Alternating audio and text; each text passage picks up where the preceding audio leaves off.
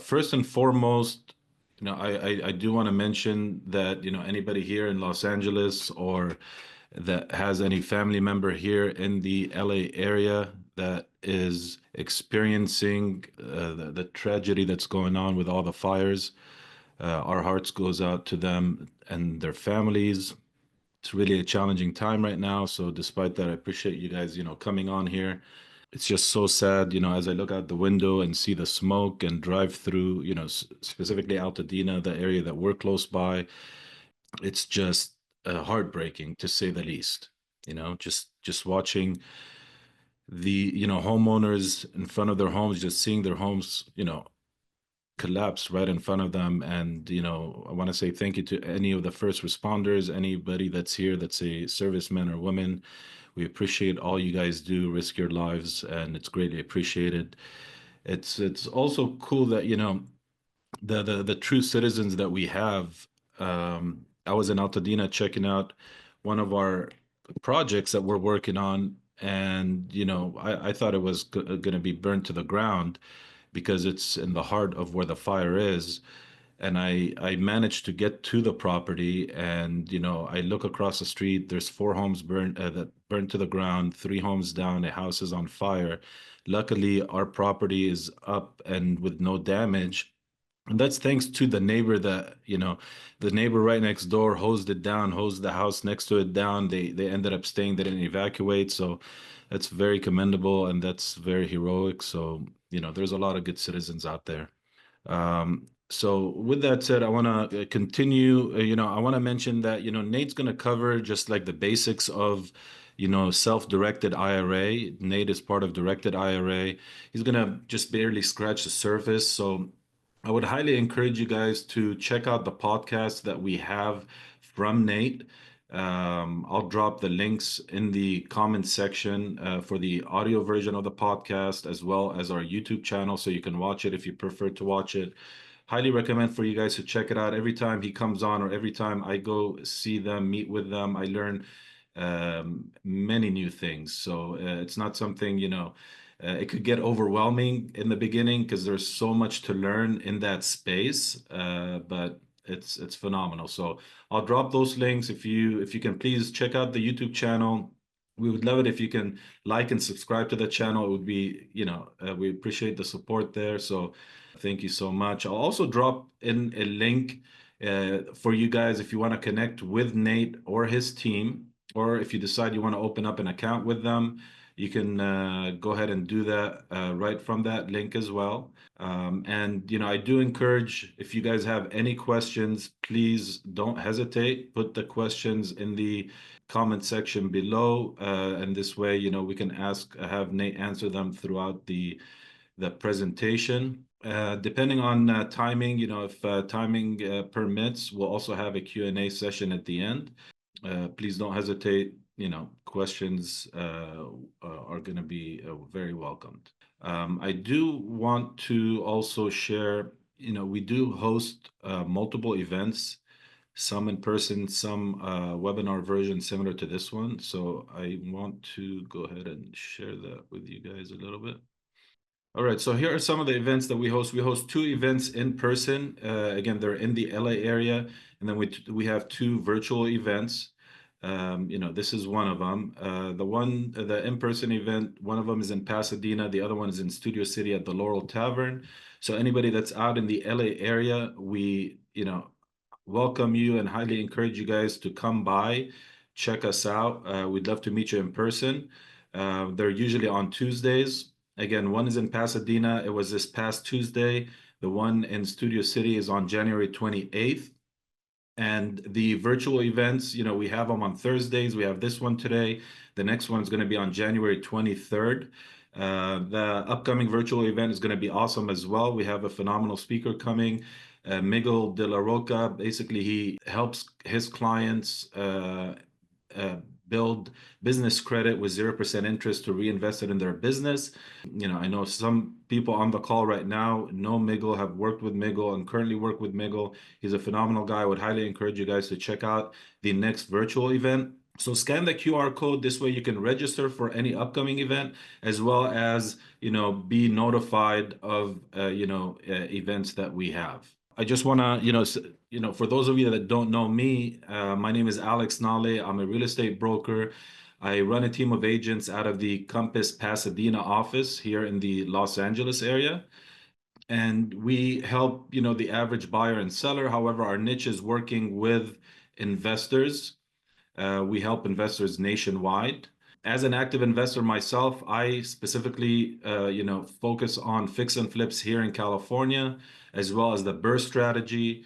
I know many people don't believe that you can do the BRRRR strategy here in California. You sure can. There's different ways to do it. It's not easy. It's not like other states, but you do. There are opportunities to do that. So I do the BRRRR strategy here in California and out of state. The types of services that we offer, again, we offer the traditional brokerage, real estate brokerage service, a consulting to buyers and sellers. We also have coaching for newer or experienced investors to help them get started in real estate investing and grow their portfolios, as well as, we're always looking for like-minded individuals to partner up with in different capacities on upcoming projects. So with that said, I do want to also introduce one of my business partners, Anthony Guillen. He's on here as well. Anthony, do you want to introduce yourself? Hey everyone, good morning, good afternoon, actually. Crazy, time flies. But again, to amplify Alex's what he said about LA, anybody who is affected by the fires, my heart's out for you guys. I know it's tough, seeing everything and hearing about it in the news. It's crazy what's going on, and our hearts are out to all of you guys. But yeah, as Alex mentioned as well, we have a lot of great events that are happening. And if you can meet in person, phenomenal. If not, as well as meeting virtually, it's awesome. There's a lot of information that goes out there. It can be even information overload in some capacity, but it's always great to know what is out there, where you can leverage real estate, where you can network from, and your network really is your net worth. So I really highly encourage that you continue to do that. You continue to be on these webinars. You continue to meet in person, because you present is absolutely detrimental to your success in real estate, and we've seen it. We've done countless deals together, and we've helped the average everyday investor grow and build their business. And if you have any questions about it, feel free to let us know. And I hope you guys enjoy this show today, because Nate is going to drop bombs of knowledge and wealth that I'm excited for all you guys to hear. So it's a pleasure, y'all, and I hope you guys have a wonderful day. Awesome. Awesome. Thank you, Anthony. And without further ado, I want to introduce Nate. Nate, how's it going, man? Going great. Good to see you. Likewise, man. Always good to see you. Excited to hear what you have to share with us today. Okay. All right. Well, we'll jump into it, guys. And again, my name's Nate Hare, and I appreciate Alex and the guys letting me come on today. Just a little bit of background about myself. I've been in real estate since 2004. I was a residential loan officer. I've been a landlord. I'm a private lender. And for the last 12, 13 years now, I've been in a subset of real estate, or I would say real estate investing, that was completely new to me back in 2012. And when I learned about this, I did a pendulum shift and got straight into the business, because I felt more investors needed to know about how to use retirement accounts to own real estate. Most people have no clue what to do with their retirement account. And most people, including myself, were trained growing up that a retirement account is just something you put your savings in. You throw it in a 401k, you work for corporate America, and you just let somebody else invest it for you. And for some people, that works great. For me, that was somebody that was interested in real estate and understood real estate better than I understood the stock market. It blew my mind that my retirement account can own a rental property. My retirement account could be a private lender to another real estate investor. My retirement account can own a piece of an apartment building, not a REIT, not a real estate investment trust, but your retirement accounts can actually own fee simple real estate, multifamily, commercial, and there's tremendous tax advantages to owning those types of investments inside a retirement account. And I'm just going to show a little bit of education with you guys today. So let me just go ahead and share my screen and tell me if you can see that okay, Alex, before I get underway. Yep. Okay. And really, this is just kind of the tip of the iceberg for you guys. I mean, I've got a lot of different variations of training on how to take retirement accounts and invest in real estate. But this is just kind of the beginner entry level 101 course, I would say. in just talking about how retirement accounts work and how do you actually use a retirement account to own real estate and the different ways that you can own or control or invest in real estate with your retirement account. What types of retirement accounts can you use, right? What are the advantages? Why do people like to own things like real estate in their retirement account versus just like stocks or bonds or mutual funds? What's the difference? And I'll leave you some information on how to get a hold of me if you guys have any further questions. But we've got a website with a ton of education on there as well. I'm going to skip past the boring stuff. This is basically what I just told you. So just a disclaimer, guys, I'm not giving any tax, legal, or investment advice. This is just for education purposes only. And here's why it's so important to just understand to a fundamental degree, why is it important to think about retirement accounts? Now, this can be your retirement account. It could be your parents' retirement account. It could just be retirement accounts of your friends and family that might want to be investors. But the largest bucket of American wealth is in retirement accounts. There's over $45 trillion. This is an old chart, but currently in 2024, there's 45 trillion with a T dollars locked up in US retirement accounts. That consists of 401ks, 403bs, IRAs, 457 plans, TRS, TSPs. You might be thinking to yourself, hey, I've got one of those. I didn't realize I can use that to invest in real estate. Well, I'm here to tell you, ever since the mid 70s, when IRAs were created, IRAs have always been able to own the same thing, and 401ks for that matter. Okay. IRAs, 401ks, and other tax advantage plans can own anything on the planet except life insurance and collectibles. That's it. Those are the only two investment restrictions that are not allowed inside of a retirement account. And most people think, well, how come I've never heard about this? I only heard about stocks and bonds and mutual funds. That's because if you have your retirement account, whether it's a 401k or an IRA, and you have it with a broker dealer like a Fidelity or a Charles Schwab, they also sell financial products. So they only allow you to hold the investments that they sell. So they're burning the candle at both ends of the stick. They're providing you a retirement account and they're saying, hey, you can use it to invest in the things that we sell and the things that we make money on. But that doesn't limit you. You're not limited to just the investment products people sell you. When you have an IRA, and an IRA is no different at Fidelity than it is at Directed IRA. You can have a traditional IRA at Fidelity. You can have a traditional IRA at Fidelity at Directed IRA. You can have a traditional IRA at both places. You can have a Roth IRA at both places. The only difference between Fidelity and Directed IRA, that's my company, we don't have a list of investments to sell you. We're not a broker dealer. We're not licensed to sell you anything. But the good thing about that is when we don't have investment products to sell you, our account agreement says, park your IRA with us and you tell us what you want to invest in. We'll go buy it for you as your IRA's custodian, just like Fidelity buys stock for you when you tell them to buy stock. We'll buy real estate when you tell us to buy real estate. Now, there's a process that's a little bit different on how we take your IRA and go buy a house, but that's the process that we help you with at a company like Directed IRA. So when a client has a retirement account with us here, we allow them to hold what's called alternative investments. Traditional investments are the things you see on the left. Alternative investments are anything else. And most people, when they think of alternatives and they want to invest outside of Wall Street, they think to assets that are on Main Street. Main Street being a rental property, duplex, a fourplex, pieces of an apartment building, commercial property. All types of real estate can be owned in the name of your retirement account. You just have to use a company that will buy it for you and hold it for you as an IRA investment. The reason why a lot of people get confused in this whole process, even really good wealth advisors get confused on how this works. But when you tell somebody, hey, I want to buy real estate, my IRA, what they envision you doing is taking a distribution out of your IRA and going buying it yourself. That's not what we do here at Directed IRA, and I would probably advise you not against that.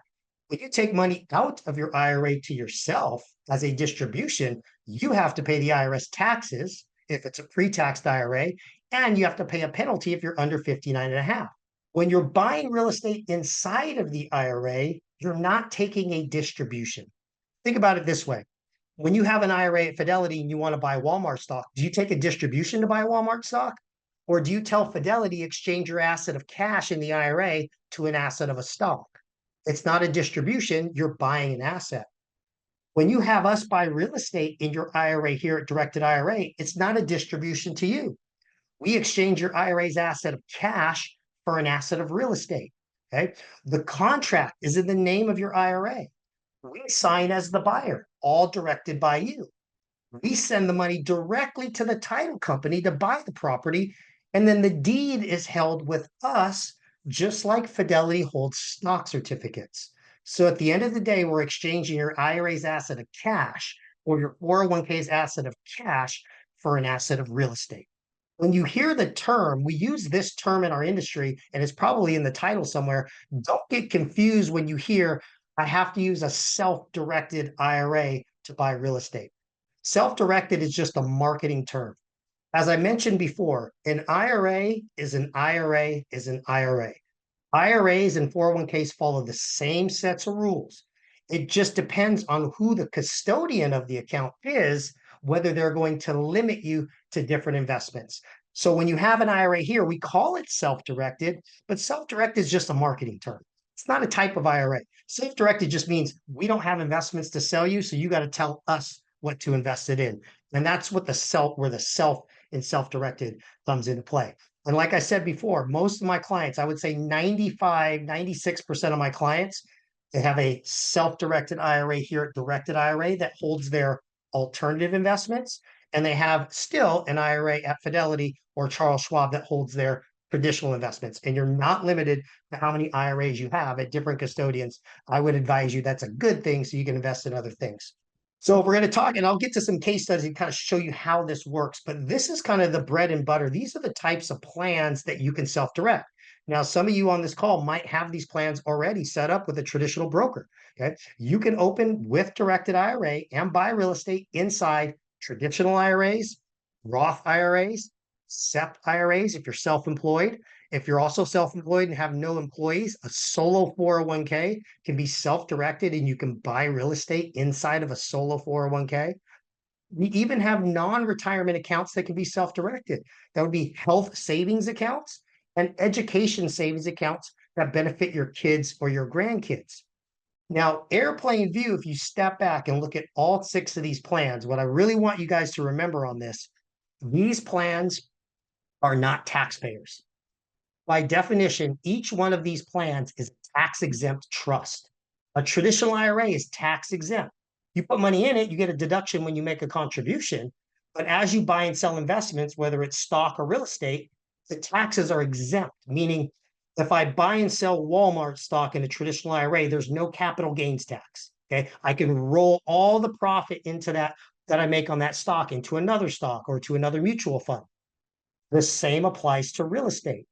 If I buy a rental property and I make 100 in my traditional IRA and I sell it and it makes $100,000, the IRS can't tax me because the traditional IRA is tax exempt. Now, on traditional IRAs, you do pay taxes when you take money out to yourself. But if you're just reinvesting and buying more houses, think about it, it works almost like a 1031 exchange, right? All the taxes deferred into the future, which allows you to grow that bucket of money faster without Uncle Sam forcing you to pay taxes each year because the traditional IRA is not a taxpayer. But if you switch gears and think about something like a Roth IRA, a Roth IRA is probably one of the most phenomenal wealth building tools on the planet. And I would encourage everybody to have a Roth IRA, even if you put a little bit of money in a Roth IRA.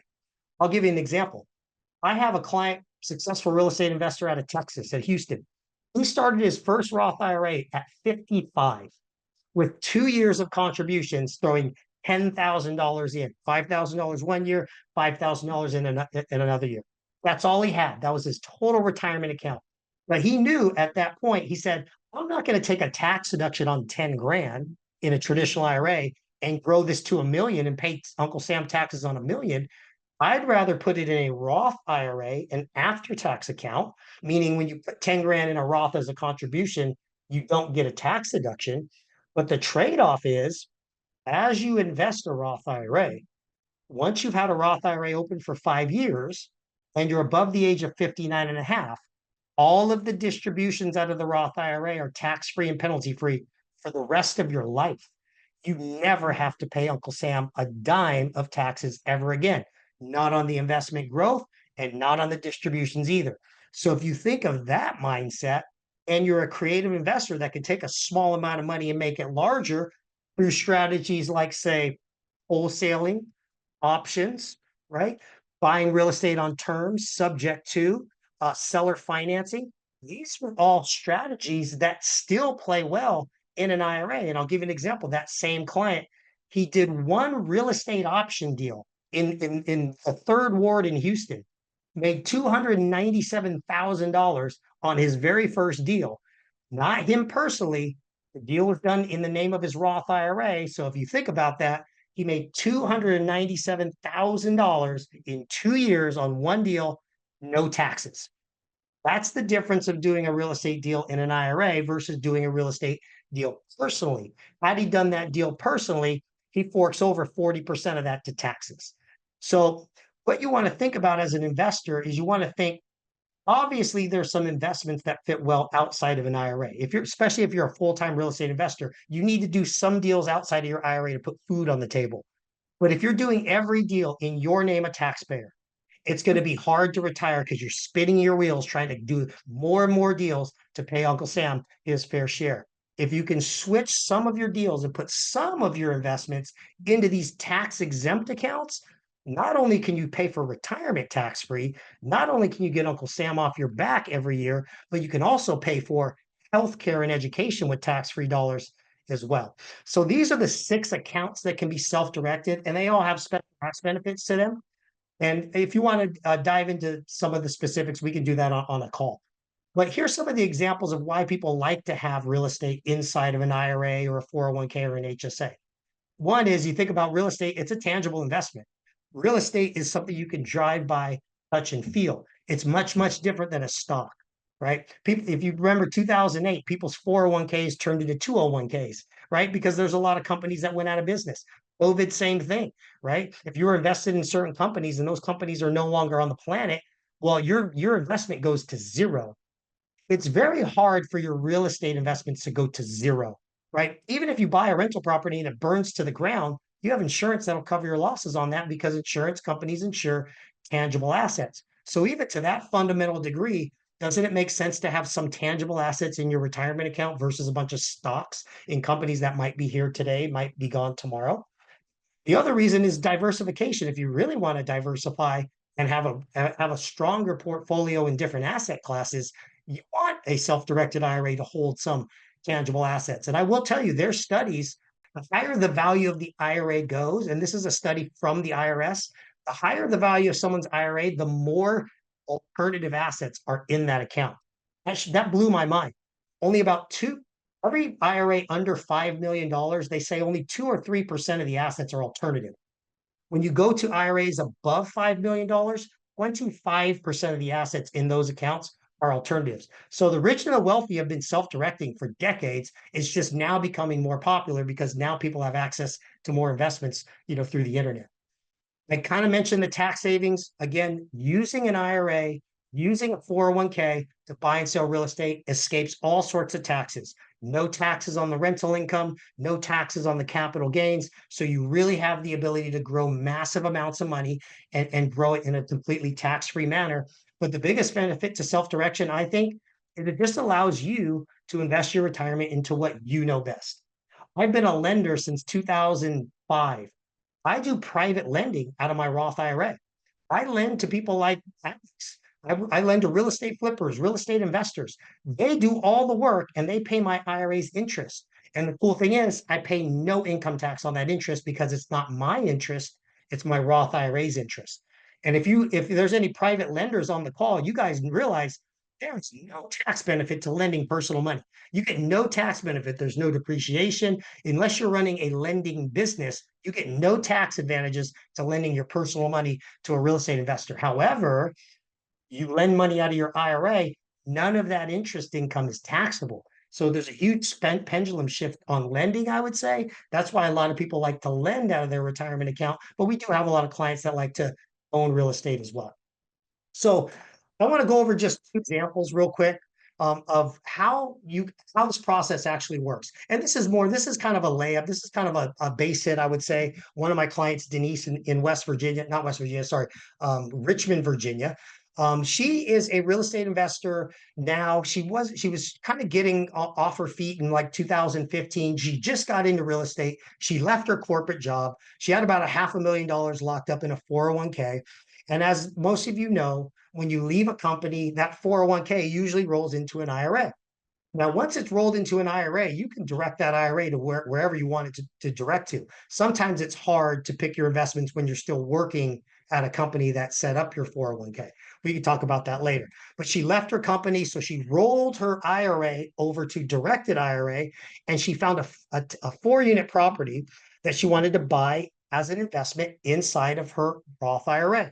So she rolled over her Roth money to us. She did a conversion. If you guys want to know, she rolled her 401k to a traditional IRA. She decided, I want to pay the taxes on the traditional IRA to convert it to a Roth. And the reason she did that is because she thought this deal was going to be a very, very handsome profit. So she wanted to pay the taxes before she made the profit. So she converted her traditional to a Roth IRA. Now, she does all the legwork to find the property. That's where the self-direction comes from. She's got a local RIA that she goes and attends every month. So she started attending the meetings. She found that she had a good relationship with one of the investors there. So she found a property that she wanted to buy in the name of her IRA. Now, she's doing basically all the same legwork as if she were buying it herself, negotiating with the seller, getting her agent involved. The only thing that changes is Denise is not the buyer. Her IRA is the buyer. Okay, so after she sets up an account with directed IRA and after we move the money over, what we give her is her vesting that she'll use for any investment she wants owned by her IRA. And in this case, the vesting or the buyer is her IRA. And it would read just as so: Directed Trust Company for the benefit of Denise Roberts, Roth IRA, or Directed Trust Company, FBO, Denise Roberts, HSA. It's no different than your stock at Fidelity. If they actually showed it to you, the stock your IRA holds at Fidelity says Fidelity Investments FBO, your name IRA. So that's the legal buyer. And since we're the custodian, we sign as the buyer. But we're not giving her a thumbs up or a thumbs down on the investment. That's for her to decide. She's just quarterbacking the deal. She's getting the terms approved, getting it under a contract, putting her IRA as the buyer, and then sending us the contract to sign. And then once we've signed that, we look at the contract and we say, okay, $5,000 out of her IRA needs to go to the title company. It doesn't go to Denise. That's a distribution. We send it right as an investment expense right to the title company. When we have the closing, we send the final closing funds directly to the title company. And then the title company records the ownership of record as Directed Trust Company, FBO, Denise Roberts IRA. If you guys want to play around and have some fun, just go to your county assessor's page after we're done with this. Just do a property search and type FBO. Type the words FBO and you'll see all the people that own property inside of a self-directed IRA. You might see Equity Trust FBO, Quest FBO. You'll see all the custodians that hold property in the name of people's IRAs. It's kind of fun if you haven't done that before. So once we own the property in the IRA owns it and we pay the expenses, whether it's paying contractors, that's paid by us. All Denise does is send us an invoice, says, hey, I need you to pay this guy. I need you to pay this gal. And then all of the income as well from the renters comes back to the IRA. This is very important. You do not just steal the income that's supposed to be going to IRA. That would be a prohibited transaction. All of the income from the IRA's asset must hit the IRA first. You can take a distribution if you choose to, but it has to come to the IRA, which is a good thing because the IRA is not taxed. So you can reinvest all that money without having to pay local sale. So on this particular deal, again, this was an all-cash deal. She didn't have debt. She could have had debt, but she didn't have debt. This was generating about $4,200 a month for about 24 months. So if you look at this over a 2-year period, just Denise setting up a self-directed IRA, Denise attending her local RIA, meeting up with a real estate investor and finding a deal, Denise quarterbacking the deal and having directed IRA sign off as the IRA's custodian. This is what she made on this deal. Okay, after 2 years, the property appreciated and appraised for $497,000. So if you take that equity Okay. And you look at the rents that she collected for 24 months, which was about $100,800. She made a total return on investment of 51.13%. And all of that is completely tax-free because it's done in a Roth IRA. Now, she since has sold this property and actually owns two small multifamily properties in the same neighborhood. And the value of her Roth IRA now is upward of about $1.2 million. And the good thing for her, if you caught the beginning of my story, she paid all her taxes on 375 when she converted from her traditional IRA to a Roth IRA. She's thanking her heavens now that she's got $1.2 million in a Roth IRA that she'll never have to pay Uncle Sam on again. So now she's at a point where she's 59 and a half. And here's what happens with Denise's IRA now. He's got two properties that are generating rental income. Since she's 59 and a half and she's had the Roth for 5 years, here's what she does now now that she's got what's called qualified distributions from her Roth. She's got about $10,000, $15,000 that comes in each month from the renters of those two properties. It goes from the renters or her property manager to the Roth IRA. And she has a recurring distribution that she takes where we send her $15,000 every single month, and she never has to pay taxes on any of that money again because it's a qualified Roth distribution. And here's the even better part. When she dies, those assets pass to her kids in an inherited Roth IRA, and they get to do the same thing for at least another 10 years. So that's multi-generational wealth by just using her experience as a real estate investor, her experience going to a local RIA, and her knowledge of a self-directed IRA to basically live tax-free for the rest of her life and pass on a tax-free asset to her kids and her grandkids. So there's other ways you can do this too. You don't need hundreds of thousands of dollars in an IRA. You can do wholesaling in an IRA. You can do real estate options, partnering, joint ventures, acquisition financing, meaning there's banks that have loans for your IRA. You want to put a down payment down and leverage money from a bank. There's banks that have products, IRA loan products. North American Savings Bank, they're one of the biggest ones. There's banks out there that will have loans for your IRA. Or you can even use creative financing like seller financing and buying property subject to, which can be a phenomenal strategy if you play your cards right. I want to end on one Can thing I because jump in real quick? Yeah, go ahead. Don't mean to interrupt, but I just want to mention that if you guys have any specific, the previous slide that Nate mentioned, if you guys want him to cover anything specific in depth, obviously we're going to have Nate come back again in the future to talk about some a different topic. So if you want him to cover something in depth on here, just reach out to me. Also, how do you feel about answering questions? We do have a question. Do you want to answer as we go? You're good with that? All right. Cool. So we have a question from Peggy. She's asking, what are the two areas that an IRA cannot invest in? So there's only two investments your IRA cannot invest in, like investment restrictions, which would be life insurance contracts and collectibles. So as long as it's not a work of art, painting, classic car, things that are hard to value, IRS doesn't like things that are hard to value inside of a retirement account. And then life insurance contracts, they just don't like your IRA to have a vested interest to see somebody else die because they might die sooner than they anticipated if you got paid on that. That's just an inside joke. But it's really just those two investments. Now, the bigger restrictions, and it's good that they brought it up, the bigger restriction comes into not what you buy, it's who you buy it from. The IRS does not want you self-dealing between you and your IRA. So for example, let's say Denise, in my previous example, let's say she owned personally a rental property. She can't sell her own personal property to her IRA. Because she's the fiduciary to her IRA, she has to act in the best interest of only her IRA. So her IRA can transact with anybody outside of herself, her spouse, parents, and kids. It's a specific list of family members. The IRS says we don't want your retirement account transacting with these specific people because A, they either are the owner of the IRA, so it's a conflict of interest, or they stand to gain from the IRA at some point in the event the IRA owner passes, which is usually spouse and kids. So they're really more strict on who your IRA transacts with, not necessarily what it buys. Awesome. We have another question. Again, I encourage you, if you have a question, just drop it in the chat below and we'll answer them as we go. We have a question from Harold. Isn't there a yearly limit on Roth or the earnings are not subject to the limit? I love it. So this is a common question. Well, again, a common misconception. What he's referring to, there's a limit on contributions. A contribution is what I take out of my back pocket and add to the account. And right now, people are making contributions to their IRA before tax filing deadline. For a Roth IRA, the max contribution is $7,000 per year, $8,000 per year if I'm over 50. Contribution is what I put in. Profit's unlimited. There's no limit on profit. So if you invest $1,000 and the investment makes $1 million, that doesn't go against the contribution. That's profit on the investment, and profit's unlimited. Contributions limit, profit no limit. That's amazing.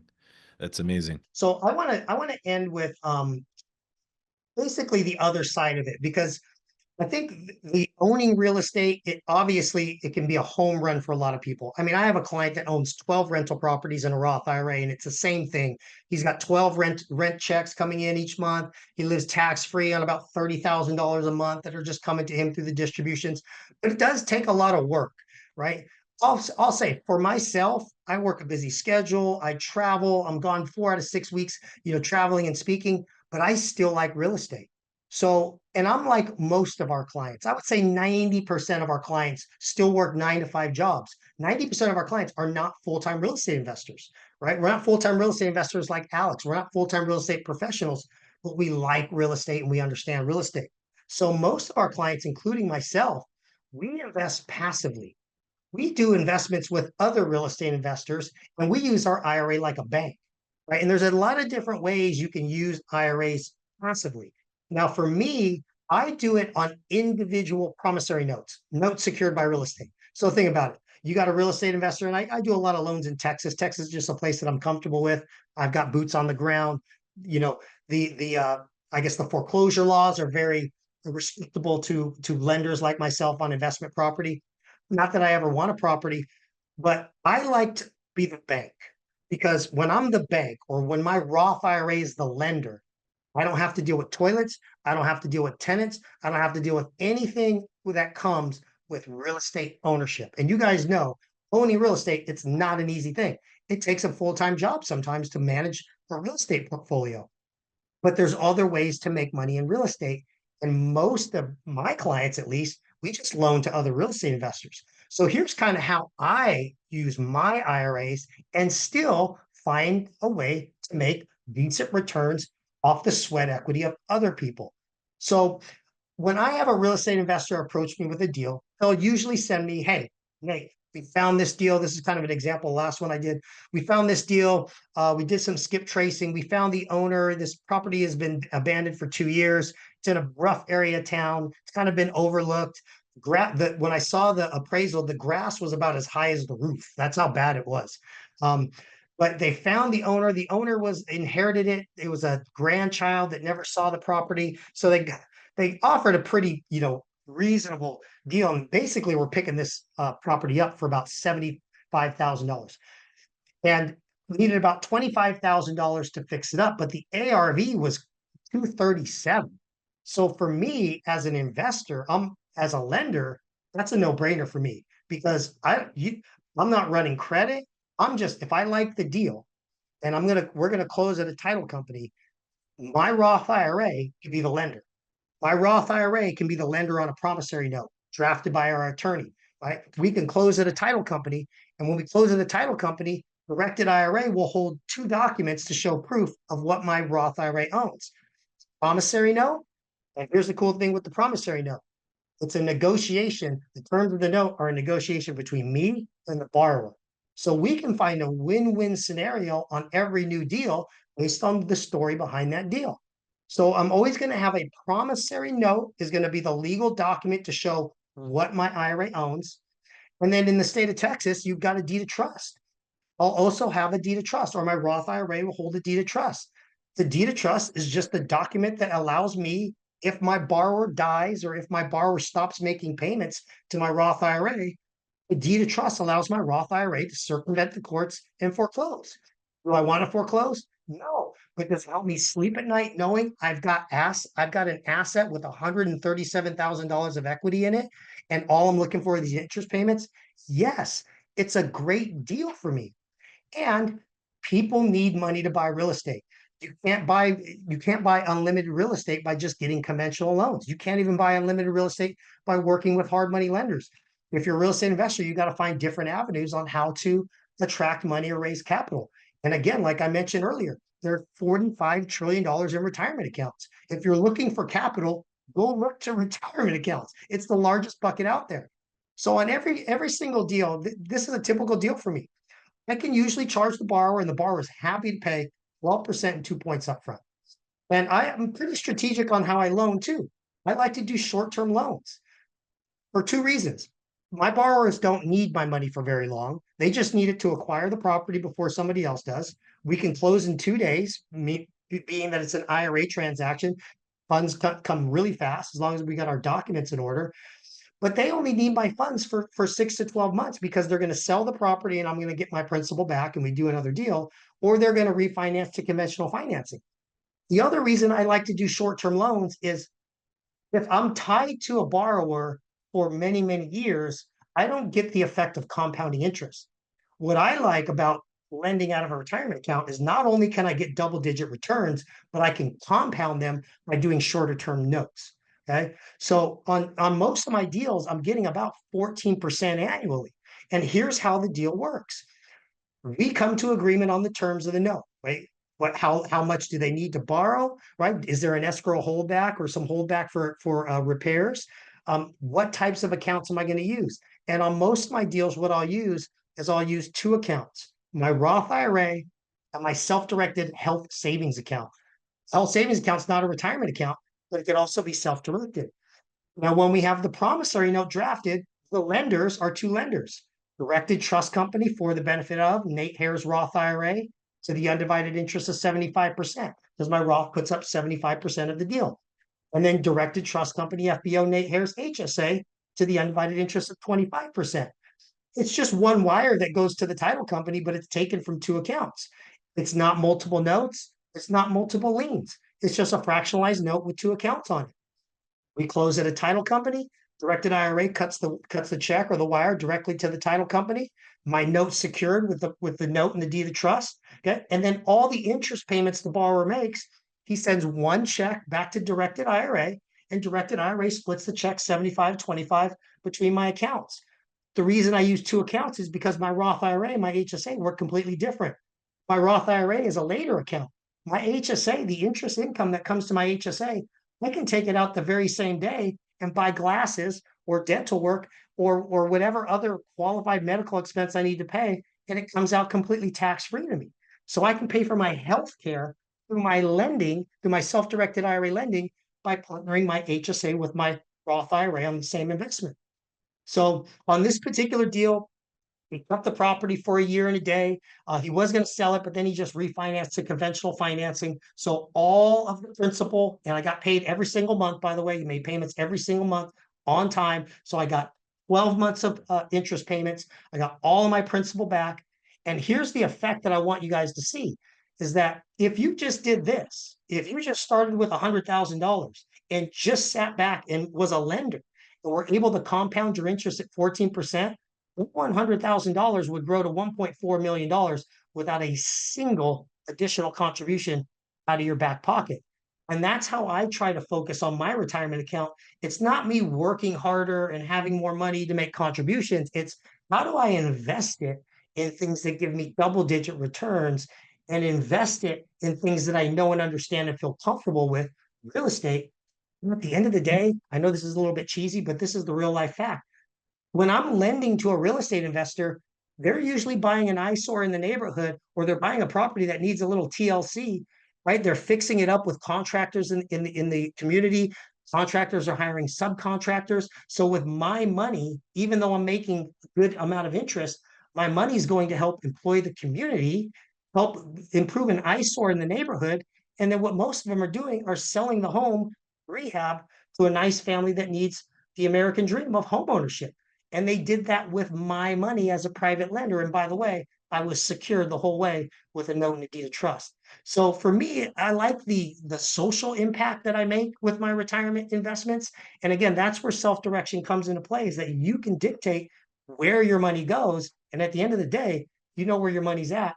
and it's not in control of some, huge hedge fund or Wall Street, because, we all know how Wall Street works. You can't really control that monster. So I could take more questions, and, if you guys want to reach out to me, there's my email address. If you want to scan and just book a call with me and talk a little bit more, you can just scan that QR code.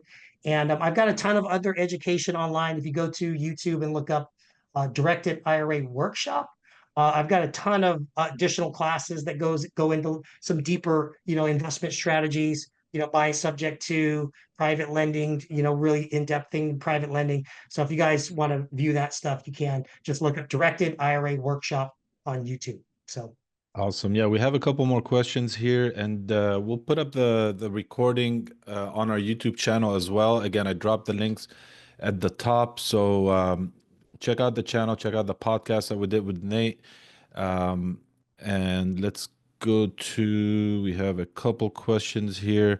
What if I wanted to take distributions? What would that be taxed at? 30%? Would I be penalized for that?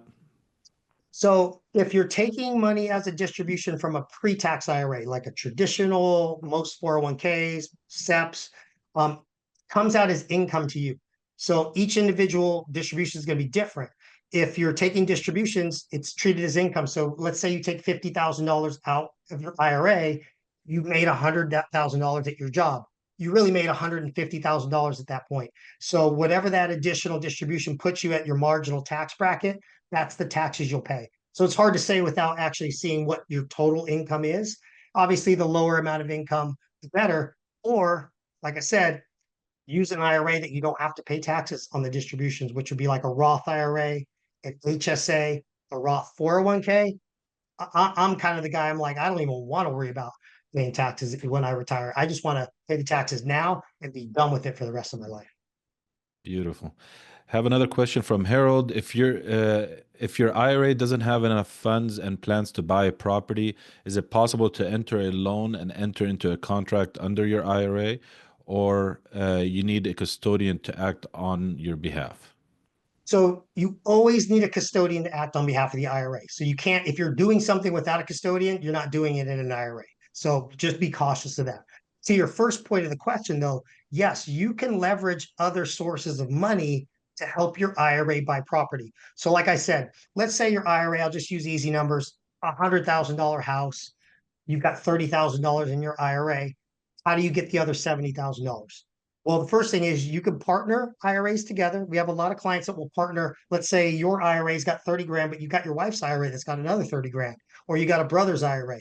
Those IRAs can all come together as multiple buyers and buy together. Or you can reach out to some of what we call our non-recourse IRA lenders.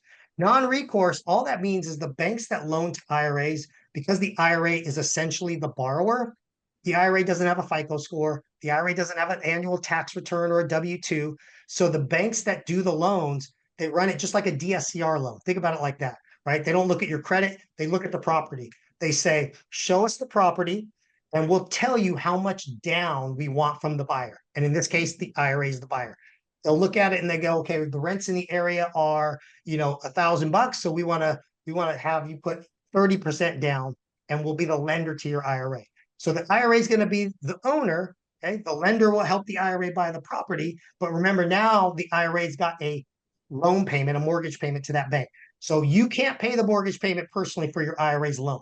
So you just got to make sure you have some income on the property. Most of the non-recourse lenders, they won't even look at property without income. But as long as the property has some income, usually the income will help you make the payment. But it could be a good strategy, because I have a lot of clients that have large IRAs, but they use bank financing to leverage the IRA so they can buy more properties and have the renters pay off the notes for them and ultimately wind up with an IRA that owns a bunch of property free and clear. Thank you, renters. Great. One more question. We have Peggy's asking, if you don't take distributions, can you continue to reinvest funds or hold funds in your IRA forevermore until you're age eligible for tax-free contributions? I'm confused on the last part, but to answer your first part of the question, yeah, you don't have to take distributions unless you have a traditional IRA, again, a pre-tax IRA, and you hit the RMD limit, meaning When I turn 73, for example, if I have a traditional IRA, the government forces me to start taking money out. Now, the only reason they force you to take distributions is because you have to pay them taxes. So that's another thing with the traditional IRAs. It's hard to preserve wealth in a traditional IRA because the IRA, you've always got the IRS right behind you. They're not going to forget of all those tax deductions you took. And so if you've got $1 million traditional IRA, it's not really a million, it's a million minus taxes. And once you hit 73, the IRS says we're forcing you to start distributing this account. So it's up until that point, you're not forced to take distributions. If you have a Roth IRA, again, I keep going back to that. The IRS can't force you to take distributions because you don't owe them anything. So you can reinvest your Roth IRA and never take a distribution and just pass everything to your kids. I have clients that do that because they've got enough money personally. They don't need to take distributions out of their IRA, but that's only for a Roth. Traditionals, you have to start taking distributions at 73. And we have Michael's asking, so if you can only put in $7,000 a year into an IRA, how would you sneak the rest of the money into a purchase for real estate? Does that have to be personal, or would you open a different IRA to invest into? The latter would probably be better. So if you're just starting out, and you're just starting out and putting in 7 grand, look at the other accounts that you can make contributions to. There's 3 categories of plans. Can I bring this screen back up, Alex? Is Yeah, that okay? yeah, I'm for just going to sure. go back to this. Yeah. Okay. There's 3 categories of plans: personal, employer, and specialty. Personal plans, your traditional Roth. That's where you have the limit of $7,000 per year if you're under 50, 8,000 if you're above 50. Now, you can still make, if you haven't made your 2024 contribution, you can make a 2024 contribution today up until April 15th. You can also make your 2025 contribution because we're in 2025. So if you've got the money sitting there in your bank account and you have not started, let's say, a Roth IRA yet, you could throw $14,000 in a Roth IRA today, last year's contribution and this year's contribution. If you're married, your spouse can also throw an equal amount into their Roth IRA. So again, now I'm trying to just get you to think of different ways to get more money in versus just thinking of one IRA.